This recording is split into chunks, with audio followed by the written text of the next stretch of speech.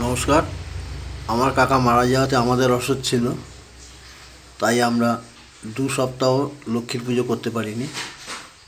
আজ বৃহস্পতিবার, আজ আমরা নতুন করে আবার ঠাকুরের ঘট বসিয়েছি।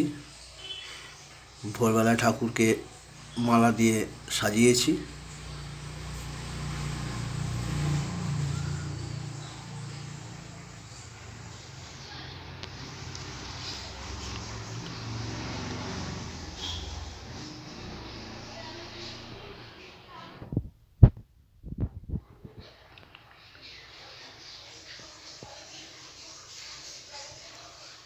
দেখুন কি সুন্দর ঠাকুরকে সাজিয়েছি আমি।